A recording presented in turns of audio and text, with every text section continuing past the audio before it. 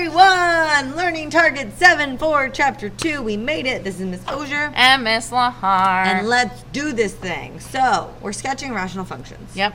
This whole chapter has been leading you up until this day. We have to use learning target 1, learning target 2, all of the learning targets in order to sketch a beautiful rational function. Absolutely. So even though it says 9 and there's only been 6 learning targets, if you notice, like, some of the learning targets are separated, so just, it's everything that we've done so far. Okay. So step 1, we write it in simplest form. So we factor.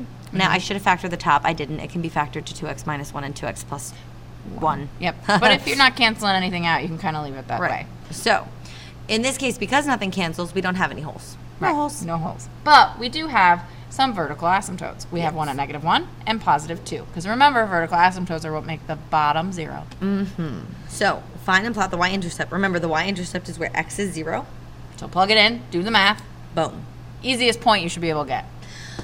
Next easiest point are your x-intercepts. Remember, a x-intercept is located where y is 0. In order for a rational expression to output a 0, the numerator has to be 0. So you set the numerator equal to 0. You're going to get plus or minus 1/2. Those are your roots. Look at those. They're so pretty. Okay. Vertical asymptotes. We knew those, so we put them in dotted lines, right? Boom. They're the values that make the bottom 0. So we got one at -1, +2. Dotted lines, please. Dotted has to be dotted.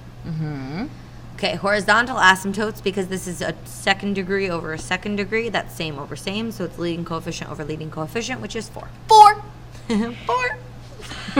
And if there's a horizontal asymptote, there isn't a slant asymptote. But if there wasn't a horizontal asymptote, we would check if there was a slant asymptote. Yep, and you long divide, and then you find your linear, and then you put it in.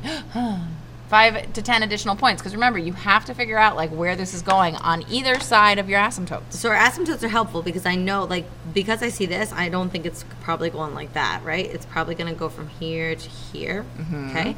I need some test points over here, and I need some test points over here.